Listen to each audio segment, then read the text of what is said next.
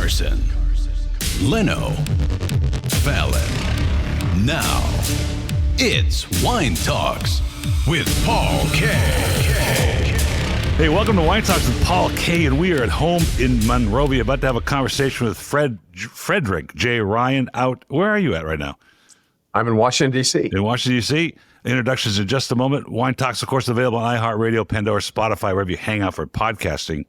Hey, always find what you love at Total Wine & More. With so many great bottles to choose from at the lowest price, it's easy to find your favorite Cabernet or a new single-barrel bourbon with the help of some of our guides.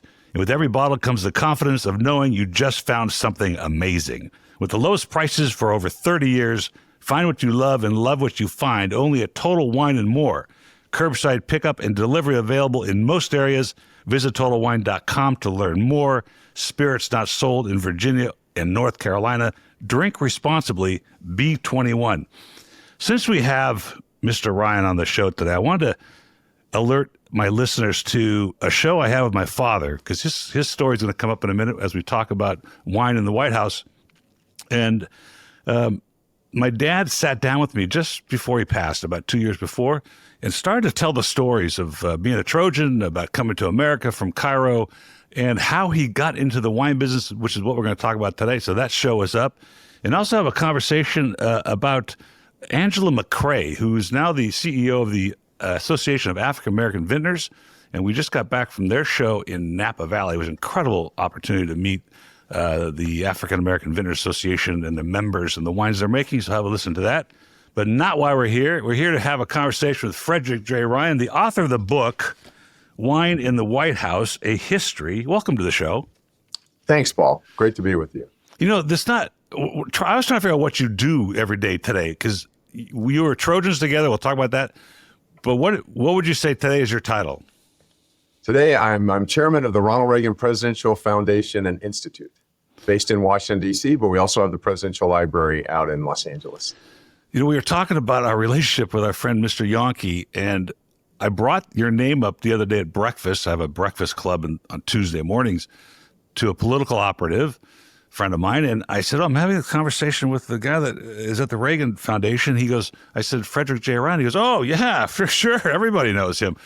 I'm like, wow, you've gotten around the political world, but you said something very interesting in the first page of your book. I found myself in the White House. How does one just find themselves in the White House? Like, you left college. Yeah, I wasn't just taking the tour. Maybe I should clarify that. I had graduated from USC, as we were talking about earlier, as fellow Trojans, and went on to law school. And during the course of that time, I met then former Governor Ronald Reagan. And this was even before he announced he was going to be running for president. I met him at a reception in Santa Monica.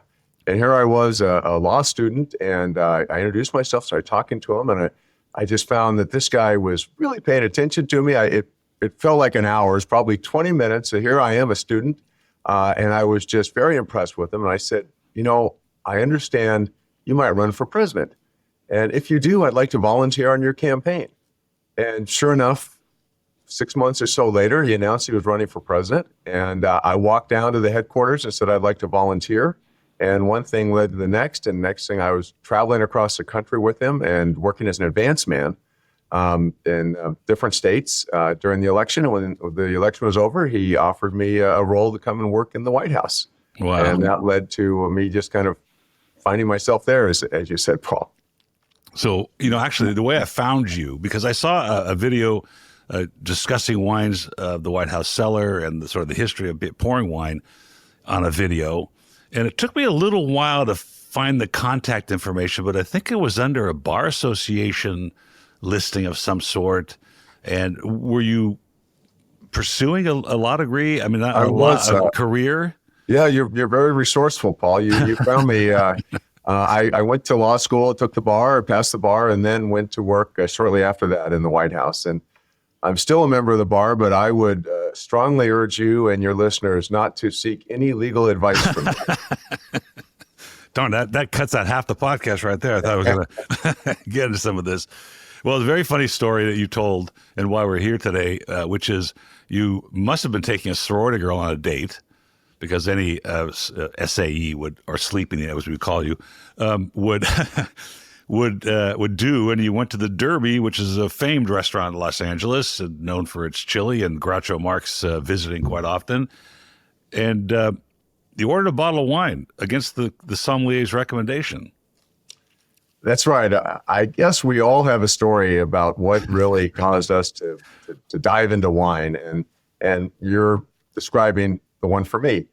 I was a student at USC, and there was a woman I was trying to impress on a first date. If I didn't impress her, she'd probably date Steve Yonke, and then I would never get that. But I made all the arrangements. I thought, what would be a great restaurant? The Brown Derby. I heard that that's where all the movie stars hung out. I went in the restaurant, picked her up. We drove there, sat down, and they gave me the menu and the wine list. And we decided we're going to have prime rib. That was the specialty of the house. And by the way, the stuff about the movie stars, that'd been a decade or two before, back in Bradley Lamar there. There weren't any movie stars, at least any that we could recognize there. But then they brought me the wine list. I looked at it, and all I saw were very long French names. And not speaking a word of French, I picked the shortest one. It was called Chateau d'Arche, D'Arch. And I said, I'll have the Chateau d'Arche. And the sommelier said, no, I don't think that's the wine you want. And I said, no, wait, I always have that. And he goes, with your prime rib? I said, yes, I always have that wine with my prime rib, trying to impress my date. So sure enough, they bring us the prime rib. Then they come out with this chilled bottle of dessert Sauterne Chateau d'Arche. And they pour it in both of our glasses. And even my date, who didn't know much about wine, knew that I had really screwed that up.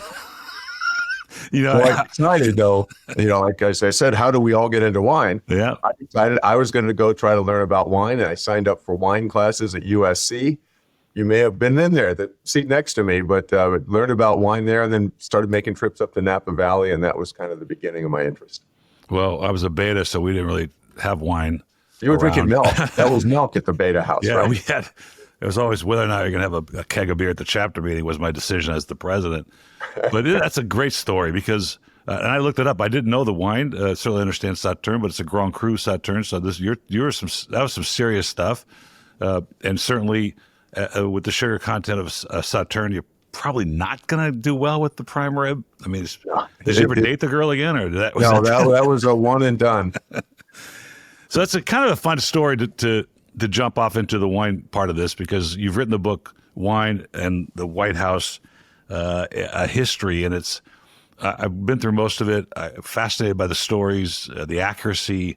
And I have a story to tell about my dad and Queen Elizabeth. But so you decided, not maybe it was embarrassment, maybe you were just thought, wow, this is so interesting that I was so far off that I got to figure out what this is, and you just started studying it and tasting and purveying it.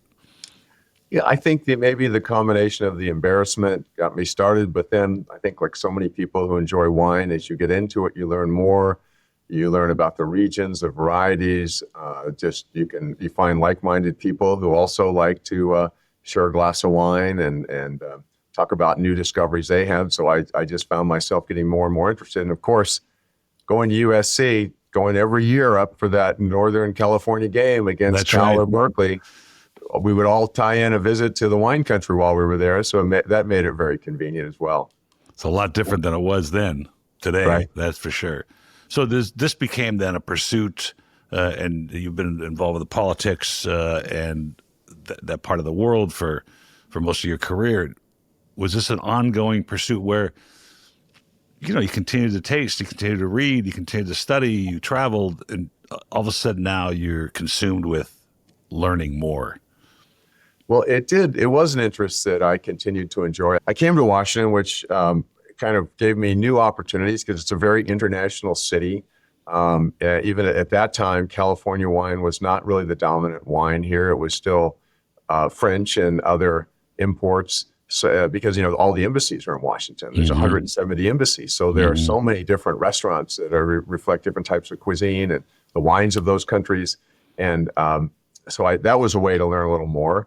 A second thing was that Ronald Reagan, who I was working for, had been the governor of California at the time that the California wine industry was really coming of age and had a deep interest in wine. He had going back to his movie star days, he had got pneumonia. And he went to his doctor, and once he recovered, and the doctor said, if you drink a glass of wine every day, it'll probably be good for you. And at that time, Ronald Reagan, come from the Midwest and didn't really know a lot about wine, but he started studying it and learned about French wines. And this is back when he was in his late 30s. Then he became governor of California when the Mondavis and all the big kind of kings of California wine were just emerging. Mm-hmm. And he did a lot to advance the California wine trade, and he got to know people in the business. So he brought that knowledge. So here I'm working for somebody, albeit at that time at a fairly junior level, who had a great interest in wine. And then the third thing was, and I don't know if I mentioned this in this book, but I would go on Saturday mornings, I would go into a place called Addie Basson's MacArthur Liquors in Washington, D.C., and it was kind of the place that wine-interested people would go, and you taste a few wines. And there was this guy who most Saturdays would be there sitting at the counter with his brown printed reviews of wine, Robert Parker. Wow. And he was based here and was he was from Moncton, Maryland, just out near Baltimore. And he wasn't of they've called him the Emperor of Wine. He hadn't quite arrived to that level yet, but he was a very knowledgeable person. So we would get to hear his ratings on wine and buy a couple bottles. So all those things to answer your question, all of those things kind of led to my increased interest in wine. Well, I'm going to talk about this toward the end of the show. We're going to talk about sort of the contemporary issues that face the wine industry, because there's plenty. Consumerism's a mess. Online sales are diving. And I think I really believe it's going back to the experience that you're having, where you have these face-to-face handshake tastings where you get to learn the stories and have this thing. But I'm going to tell you a quick story, and then we're going to talk about wine in the White House. My father, invented the idea of wine in the mail in 1972. But prior to that, in 1959, he was reading the LA Times at his pharmacy in Inglewood, where he started his career as a pharmacist. And it was announced that Queen Elizabeth was coming, and President Eisenhower was pouring a Krug Special Select. And my dad calls his Lions Club friend who owns the liquor store, which is not a wine shop, but he gets him a case of, I think it was the 56 or the 58 or something. And I got to researching to validate my dad's story. Now, I'm pretty confident. My dad's very confident about the idea that he was staying at this pharmacy and he was reading the LA Times, and I found the article in the LA Times through the archives. But it turns out it looked like he did pour this Charles Krug Cabernet for the Queen, but it wasn't a state dinner. And it wasn't until I think Lyndon Johnson poured the same wine actually at a state dinner for, Pakistan or something like that. So is there any accuracy to the idea that they might have started pouring American wines, before the state dinners, like more like at lunchtime or some other kind of meeting?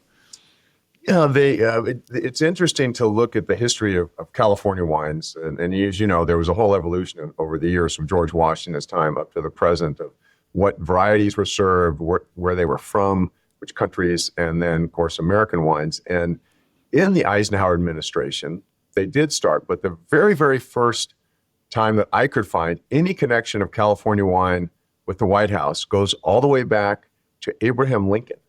And wow.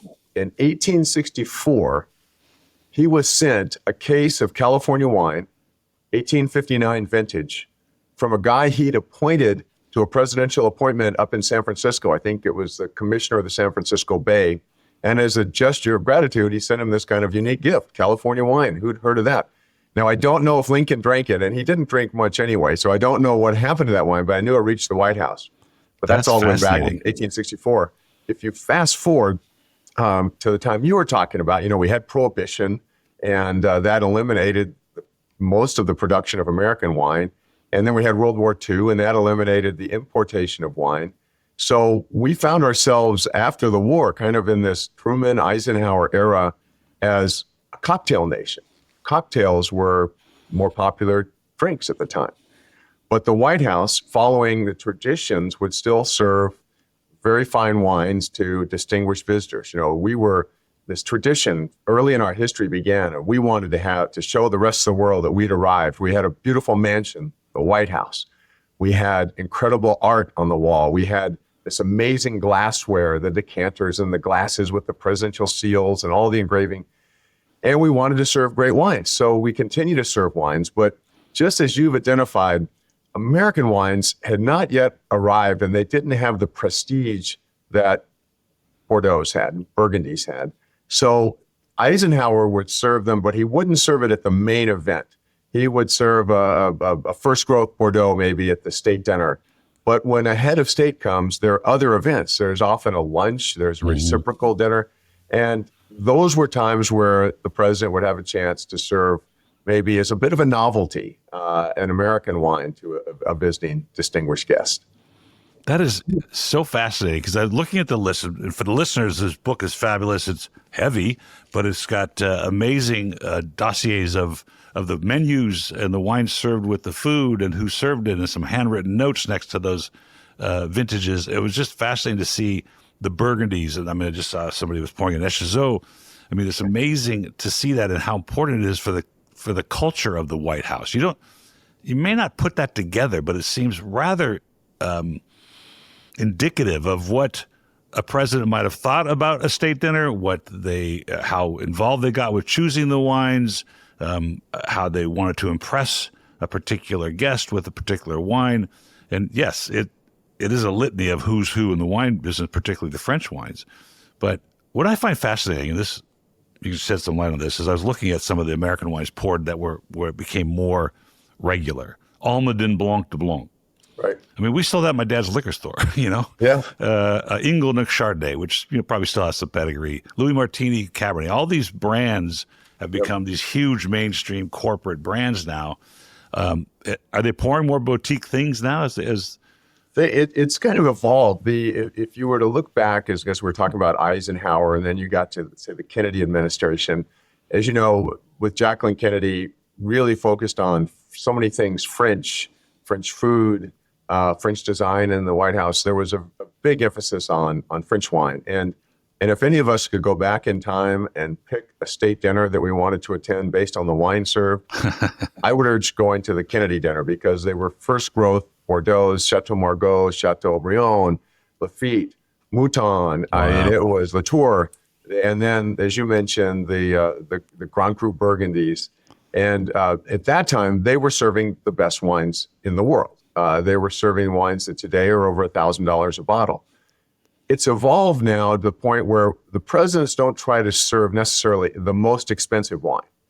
They want, at a state dinner, they want to showcase great things about America. So they might have a great chef come in and prepare a meal. They'll have great entertainment. They'll invite interesting people. And then they'll pick a wine that showcases just great American winemaking. It won't necessarily be a cult wine. It'll certainly be a wine that meets the standards so no guests would be offended and they would enjoy it. But it's not the most expensive star wines. It's often new discoveries or wines that have a connection to the guest. For example, if an Italian prime minister is coming, they might serve an American wine, or they would serve an American wine, but it might be made by an Italian winemaker who lives in the United States. This goes back, actually, Ronald Reagan is the one who began this. He had the prime minister of France, Jacques Chirac, who had been a longtime friend of his. They knew each other well, and they both had interest in wine. And Jacques Chirac, Ronald Reagan had invited him to come to the White House for a state dinner. So this is like the superpower of wine is coming. What do you serve? How do you manage that? So he didn't want to offend his guests, but he wanted to also showcase great American wine. So he chose Opus One, joint venture. That's right. With Rothschild and Robert Mondavi. So both sides could claim victory. That's a very political decision. I love that. It's interesting you just said this. I'm wondering, because I don't think in my career, and I think we talked about a little bit what I've done in tasting wines every Tuesday for 35 years, have anybody come to me and said, they're poured this at the White House? I mean, I saw Clos de Val have been poured. Certainly we talked about some of those other things, but I wonder, is it forbidden to talk about what's poured, even though it's public record? If your wine is poured in the White House, you are it won't be poured again if you become aggressive in the marketing. Really? But they allow you to showcase that it's been done. For example, a great example is Schramsberg sparkling wine. You know, that wine, by the way, has been served by more presidents than any other wine. And it's been served at state dinners. It was originally served by Richard Nixon, who was very knowledgeable about wine. And he brought it when he did that first trip that opened China. He wanted to bring appropriate bottle of wine. So he brought, it was in 1972, the trip took place. He brought a 1969 vintage of Schramsberg, Blanc de Blanc. And every single president since then has served it. Now, they don't advertise as the wine of the presidents, and that would probably cause the White House to retreat a little bit in serving the wine. But if you go into Schramsberg, they've got a beautiful museum, basically, that shows the history of their wine being served at all these important occasions, and they have the menus on the wall. So they strike a balance of letting the winemaker express their pride in being chosen by the President of the United States to have their wine served, but they don't want you to be aggressively marketing off of it.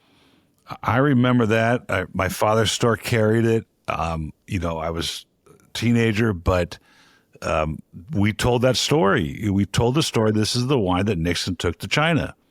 Right. And I think, that year of the 70s, you're talking about 72, and, of course, the Judgment of Paris, we'll talk about that in 76, changed the landscape for American wine.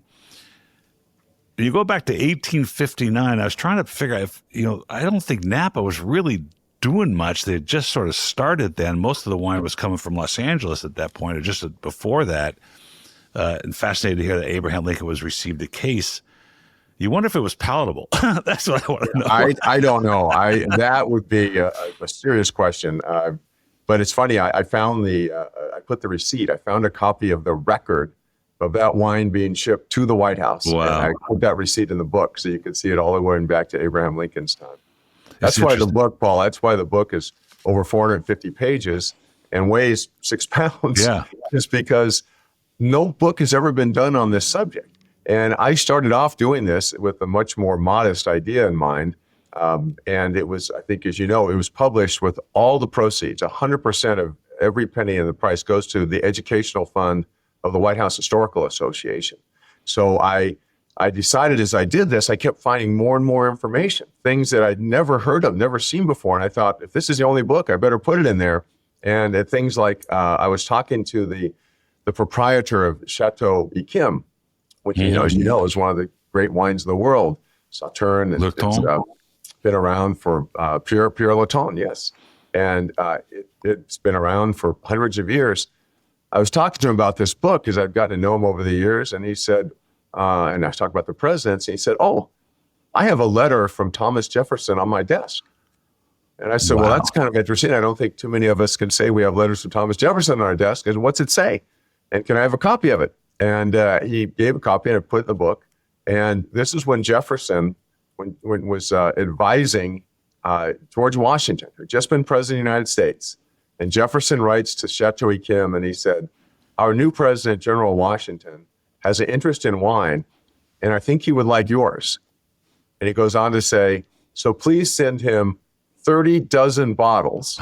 Wow. And while you're at it, send me 10 dozen bottles as well."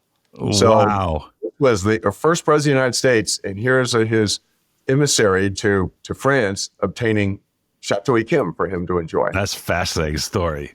And particularly a Sauternes, which is just, for the listeners, a very sweet wine and very expensive wine because it's made from, molded and dried grapes. So the juice content is pretty low. Let's talk about Thomas Jefferson a minute, because I had Anne Parent on my show years ago, and it's a biodynamic farm in Burgundy, Pomar, and things like that. And she said that Thomas Jefferson was there and brought home her cuttings, her parents' or her great-grandparents' cuttings. Are you aware of that? And then was that his soiree into the wine world? Because even at the African American wine tasting I went to 2 weeks ago, there were 4 wineries there from Virginia. Yeah. I've tasted many Virginian wines, and there's some actually decent wines. But was that what his sort of personal travels brought him to do and see if he could make it work? And I know he had trouble doing it the first time around, but. Well, he went, he gets dispatched to Paris as our emissary there, and he finds Benjamin Franklin there before him. And sees that Benjamin Franklin had already has kind of discovered the world of French wine and French food and has a cellar with more than 2,000 bottles in it. So Jefferson starts to learn from him, but then being very curious on his own, he goes out and tours the wine regions of France and Italy. He went through Burgundy, he went through Bordeaux. He even did his own ranking. As you know, the famous 1855 classification had the 5 different levels, the Premier Cru. He made his own ranking, and he had 4 out of the 5 that were picked. Wow. And that was 75 years later. He had Margaux, Haut-Brion, he had Lafite, and Latour as the top 4. And then it wasn't for another 75 years that official ranking took place. But he traveled, he tasted them, he got to know the proprietors, he made copious notes. And then when he returned, he knew how to try to get wines and have them shipped over. But I don't know that he brought back those cuttings from Burgundy. I do know once he was president and we left the office of presidency and he went to Monticello, his country home where he was going to retire, he tried to plant grapes and grow wine. And he had this guy from Italy, Philippe Mazet, whose family, as you know, they've been in the wine business now 26 generations. Wow. And he had cuttings brought over, and they tried to grow the grapes, but they were never successful in his lifetime of being able to grow the grapes and make the wine at Monticello. But as you said, today, there are some really exceptional wineries in that area. There's one called Early Mountain. I don't know if you've tried that yet. That's Gene and Steve Case have launched that, and they've really tried to aim for high quality. There's one closer to Washington. Actually, you ask how wines get picked for the White House. There's one closer to Washington called RDV. It's the proprietor is Rutger de Vink, and he really has focused on growing in great grapes and making a terrific wine. Well, during the Obama administration, Michelle Obama, who was kind of the wine enthusiast in the family. President Obama is more interested in beer, but she knew wine, and she would have her girlfriends come over for a wine tasting every once in a while. And they went out to the Virginia countryside while she was first lady and went to RDV Vineyards. Wow. And they tasted the wine, and she liked it so much that she served it at the next state dinner at the White House. Wow, what a great story. Yeah, so so Virginia is making great wines now, but unfortunately, Thomas Jefferson, although he was, I believe, the by far foremost president with expertise and knowledge, kind of the founding father of wine for Americans, he did not make wine during his lifetime. I'm gonna pull that episode up and listen to her and see if she gives us more information. You know, it's a labor of love to do that on the East Coast. I mean, just to veer off for a second, I was out in Millbrook, New York, years ago, buying a small wine club. And it was 3 feet of snow, and there's people out in their dry suits pruning. Yeah. And I'm thinking, what are you pruning for? I mean, he can't be very good. And you're going to make wine here. But the wines I tasted the other day were rather solid. And I did feature a Prince Michel, I think it was, in the club years ago. So it's interesting because there's a guy, his name was Jerry Eisterhold. He was written up in the Smithsonian Magazine recently. And he's discovered 12 to 15 Vitis Lambrusca, for the listeners, the second tier of wine grapes, just below Vitis vinifera, which are the grapes that we're used to making wine from. But he found this book, and I think it's around 1860, of a gentleman, and he has propagated all these vines. So he's now reproduced about 12 of these varieties of American grape varietals to make wine from. Granted, he's decided that 4 of them absolutely just can't make wine that's worth a damn, so he stopped it completely. But I told him, I said, you must be, and he's in Missouri. I said, you have all the variables ahead of you that you've got to figure out. I mean, how do you know with 12 grapes you've never heard of that have never been planted recently, and the different soil types and the different elevations you got to work with? You have permutations that are going to be mind-boggling. He goes, yeah, it's pretty hard. So grapes I've never heard of. But you know, when you're telling these stories, you said something about connecting history. He says that it's so important, the history of wine. the stories that you're telling now change your perspective of what you're drinking. If I can pour a Charles Krug Special Select, I think that's what they call it, and say, yeah, this wine was poured by Eisenhower to Queen Elizabeth, and I'm pretty confident if we dug deeper, we'd find that out, because my dad would have. It was his first case of wine, and that brought him to the wine industry eventually because it was just such a fascinating thing. How important are the stories in your career with finding these wines and researching this to the consumers that you speak with? Well, first thing is it was just eye-opening to me how much time our presidents spent with wine, particularly our early presidents. And here's, as I said earlier, Thomas Jefferson advising George Washington and procuring wine for him. I found letters from other presidents to our ambassadors over in Europe, asking them to acquire wines to be sent and served at the White House. So there's a whole history. Now, as you know, the evolution of the wines we were talking about a little bit earlier, at the very beginning of our country, even before our independence, the wines that were served were often Madeira. And the reason was, as you know, it's from that little island off of Africa. It's a very hardy wine. It's very sturdy. It had to live across the sailing across the ocean and the heat and the rough seas. And a lot of people thought it arrived better after all of that. So that was kind of the first wine that was served. But then, particularly with Jefferson's help, they began to find ways to get to get French wines to America. And I even found notes where he was changing shippers because one had more pilferage and breakage than the other. And this was Jefferson himself advising the shipments. So then the French wines arrived. And we had this long period of French wines. And then you could see, as American wines were coming of age, American wines slope first as a novelty, as you mentioned, like with Eisenhower. And then today it's exclusively American wines. But the lessons to the wine consumer are that, one, that we try to showcase things that are best about America, and wine is certainly one of them. That's why they're a part of every state visit. That it's also that just the formality, the tradition of filling one's glass with wine and raising it and doing a formal toast to your guest, that's continued for so long, hundreds of years, and that things that connect to our lives. I'll tell you one kind of funny thing I learned in the book and about presidents, and we talked about Jefferson, and as I say, Jefferson was by far the number one president when it came to wine. But a couple of others who were big, Richard Nixon was one. Richard Nixon knew his wines, which was a bit surprising because he grew up in a very humble, had humble origins. Was it Ladera Heights? No. He was out just in Whittier? Whittier, California, yeah. And very small house. That's where his presidential library is today. But he had a curiosity. He wanted to know the world. And in the course of that, he learned a lot about wines and developed really exquisite taste.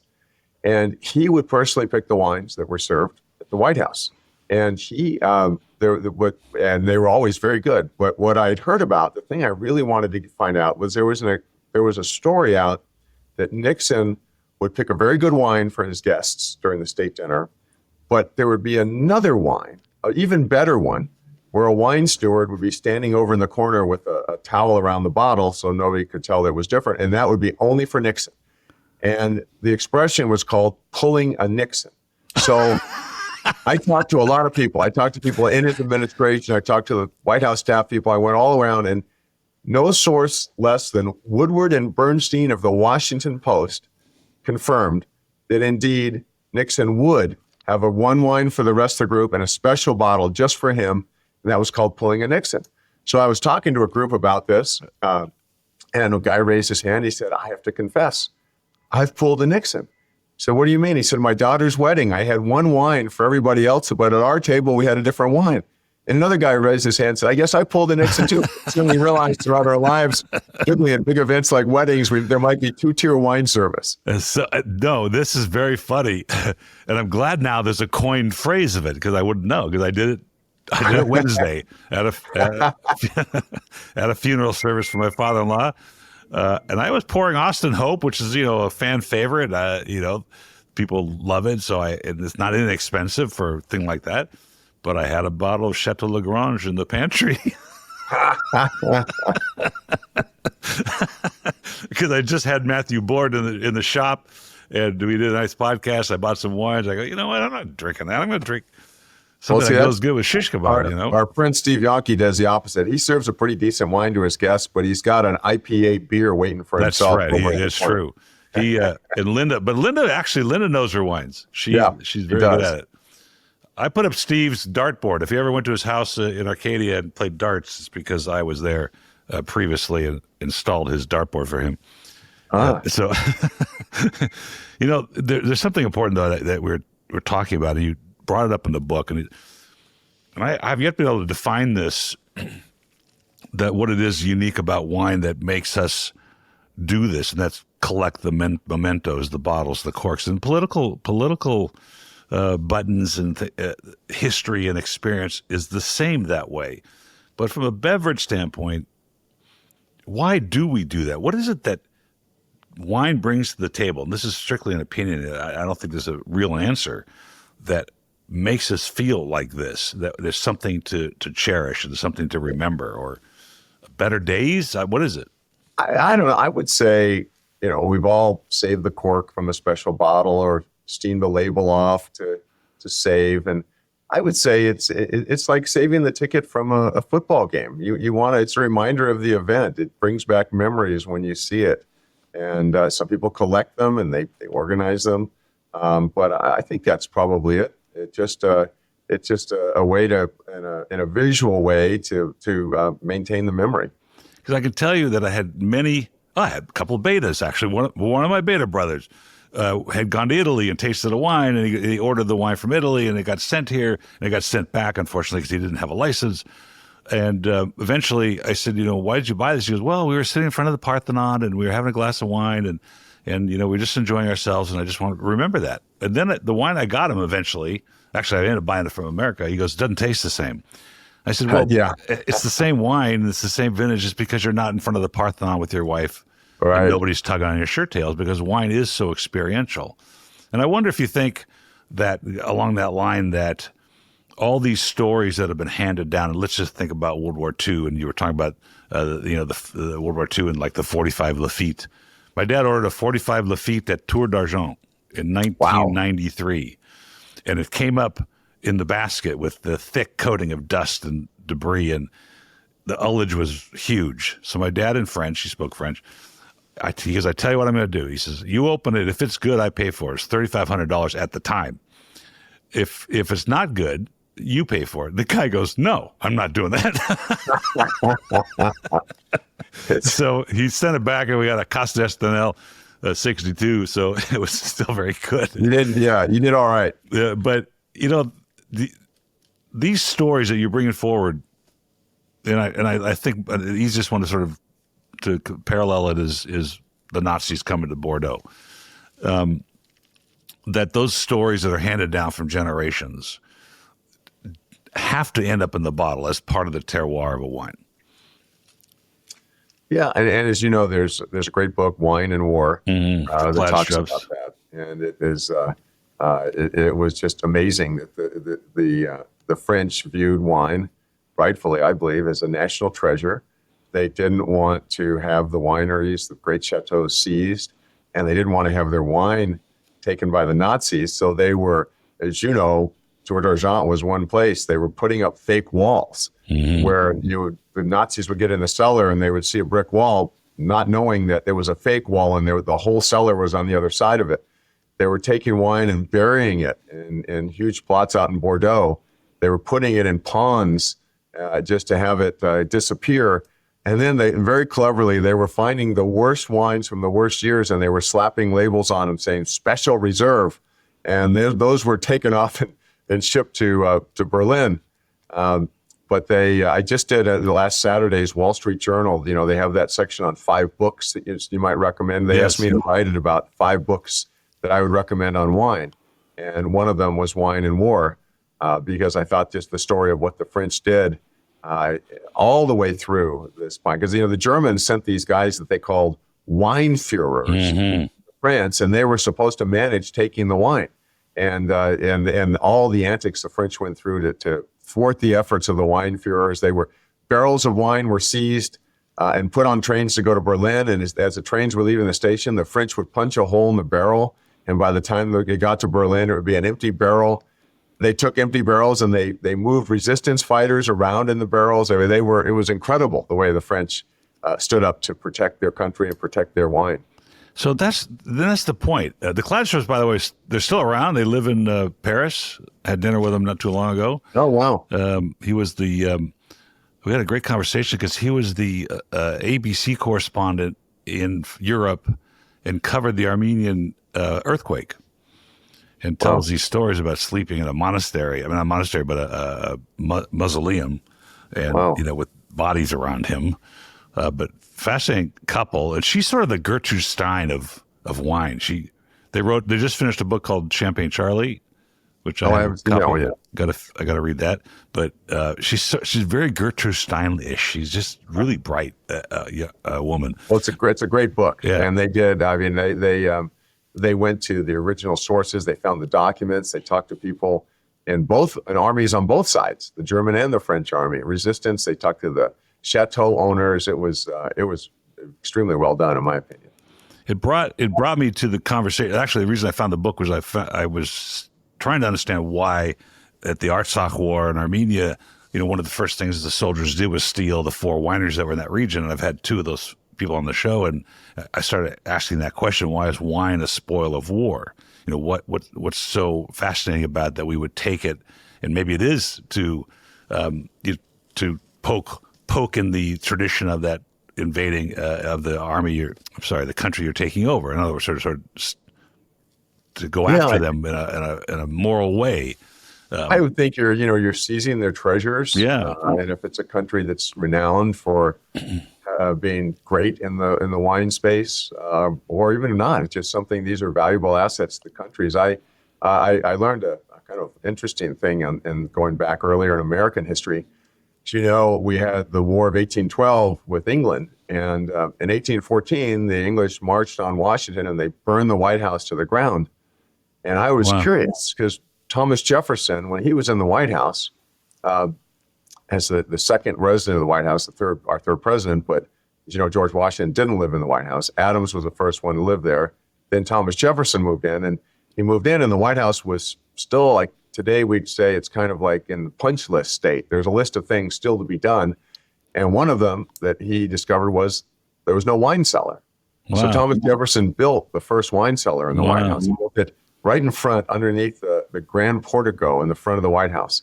And if anybody wants to see what it looks like, he built an identical one out at Monticello, his country house. And I have a picture of it in the book, so you can see what the original White House wine cellar looked like. But he built it and he stocked it with wine. And what I was wondering was, okay, there's a wine cellar. It's in the White House. We hear about Dolly Madison, who gave the instructions to take down that famous picture of George Washington and make sure that it doesn't get burned as they're leaving the White House. So as we're interested in wine, I wanted to know, well, what happened to the wine? There was a wine cellar. What happened to it? What happened, I discovered, was the British came, they burned the White House, and as it was smoldering, they left to go to the Capitol Hill to burn the Capitol. Then the American troops arrive at the White House to defend.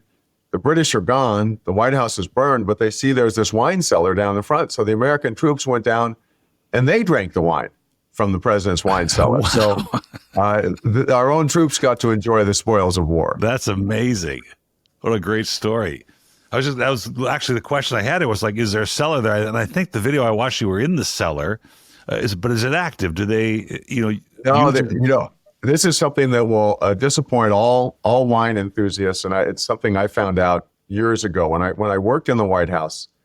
I wanted to see the White House wine cellar, and I asked the guy who was in charge, and he said, "Well, busy now, whatever." And he finally, one August, when the president and first lady were gone, he said, "All right, I'm going to show you the wine cellar."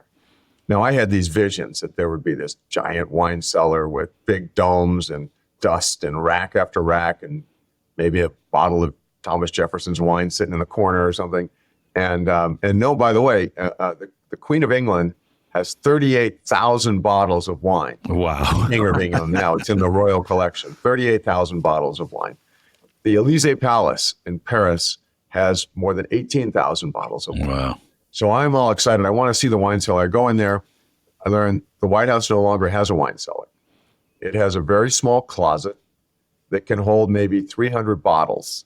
And they typically buy wine on an event-by-event basis. So if there's a state dinner coming up in a couple of weeks, they'll select and decide on the wine. They'll buy it and they'll let it sit in the boxes in the wine's closet before they serve it. And there are a few bottles in little racks in case the president has a guest come over who wants to have a glass of champagne or sparkling wine or a glass of wine. There's some there. But unfortunately for us, those of us That's who are fascinating that that's the case. No cellar. Has a Although bowling maybe- alley. Does it have a bowling alley?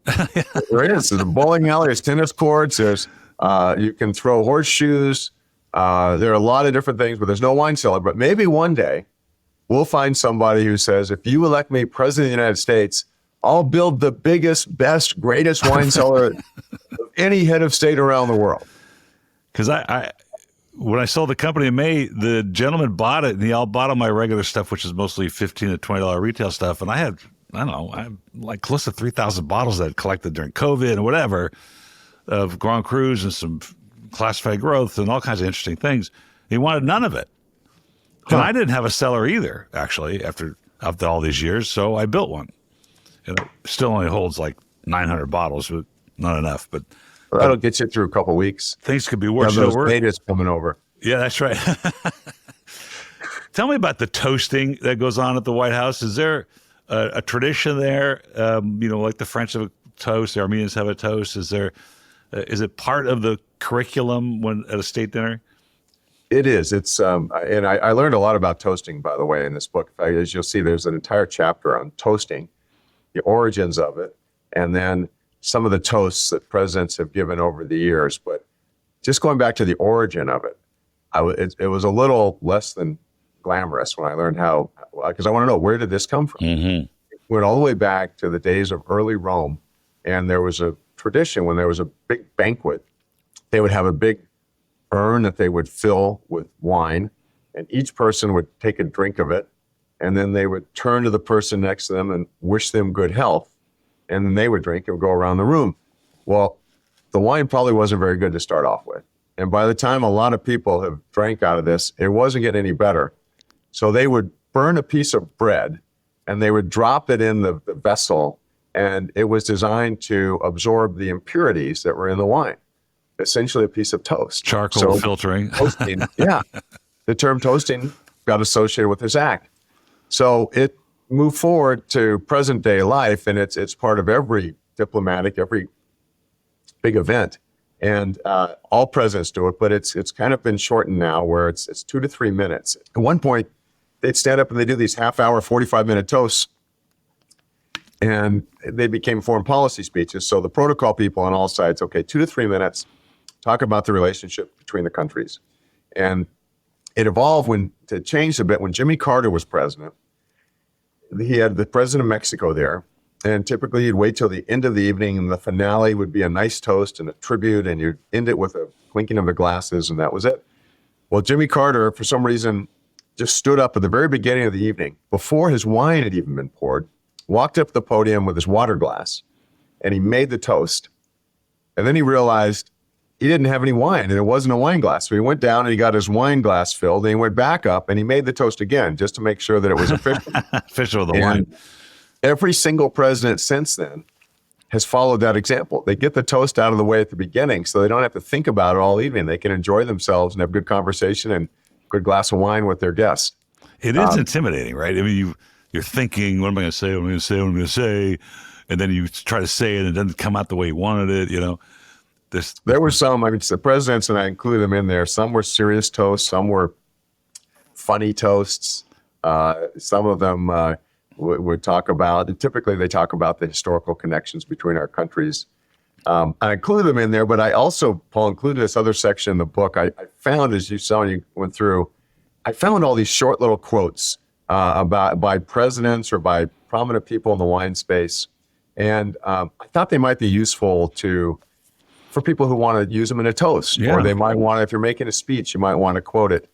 So I have a number of them from presidents and all, but and I put them every couple pages. You'll see just a little 2 or 3 sentence toast or a little witty statement. But the one that I really love the most, because you can't talk about wine without talking about Winston Churchill. And he came to the White House, and Roosevelt entertained him. And I got the list of the wines that every meal had wine or brandy or scotch or champagne served, breakfast, lunch, and dinner. But there was a great quote by Winston Churchill they put in there. And he was talking about, as you know, bottles of wine. There's the regular size bottle, and then a double bottle is called a magnum. And as you know, they get larger and larger.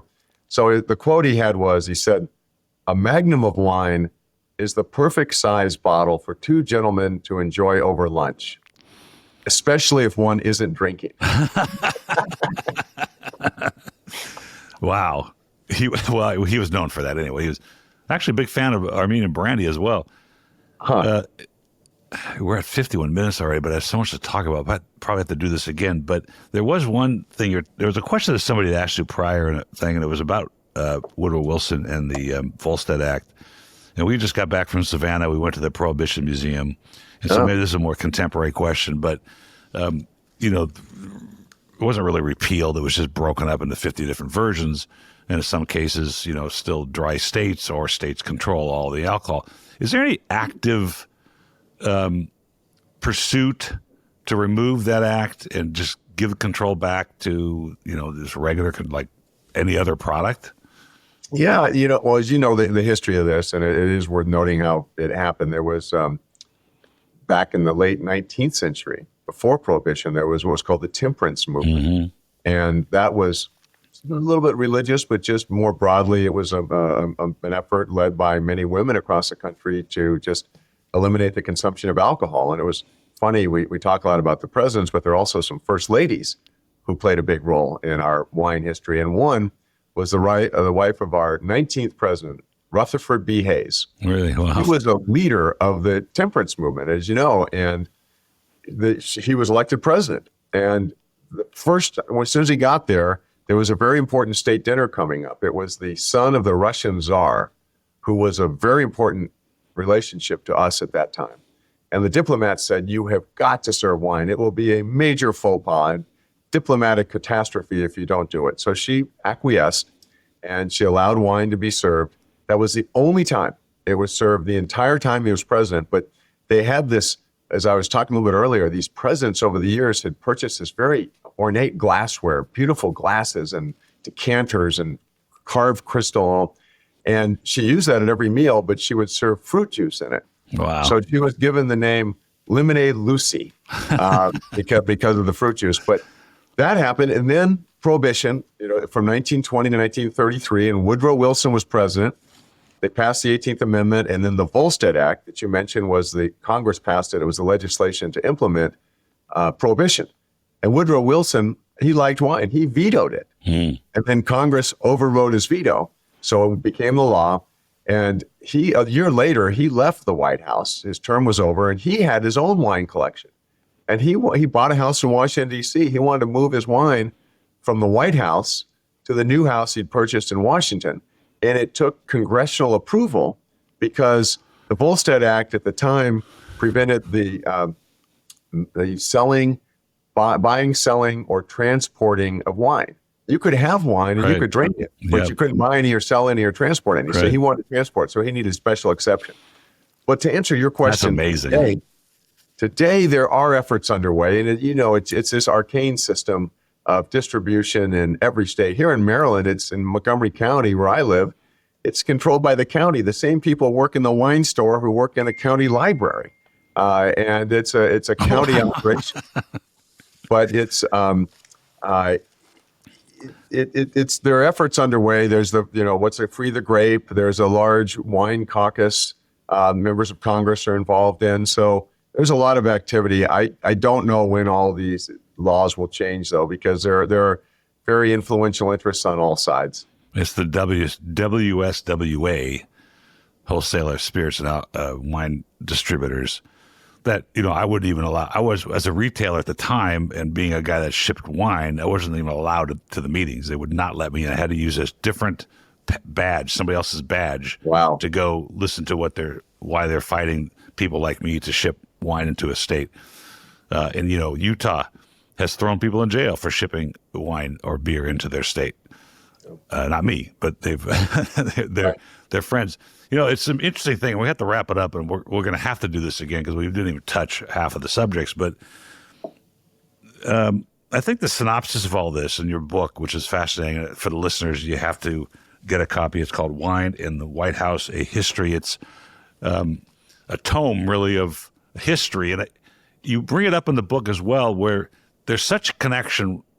Wine is such a connecting beverage that it connects you to history, it connects you to geography, it connects you to stories like this that bring things to light that otherwise may get lost without wine being part of the subject. Even the Kladstrup's book, this book that you just finished, my knowledge of world geography is completely exponentially better than it was when I started the study of wine. And it's just an interesting product and still has that ethereal value that is human. It connects you to something. It connects people. And I think the next time we talk, we're going to talk about the consumerism of wine. I've been joking with people today at the tasting. Somebody started a club during Christmas as a competitor of my old club called Vino Cheapo. And I'm thinking, to going back to what you're saying, that's not a story. You don't, like, you're sitting around dinner time and somebody goes, this is pretty good, which they probably wouldn't if you had a wine from Vino Cheapo. But if you did, you're probably a little more embarrassed to say, hey, I got it for $5 than being proud of it, right? You're probably like, yeah, thanks. That's the end of it. I don't want to tell you I got it for $5 at the 99-cent store. Anyway, regardless, had I known that this was the Frederick J. Ryan, friend of the Steve Yonke, I could have just called him and got your email address and not have to go through pages and pages of Google searches. But it's such a fascinating conversation. It's such a great book. Well, thanks, Bob. And I've enjoyed the chance to talk to you about it, and look forward to continuing the conversation. I appreciate it. Cheers.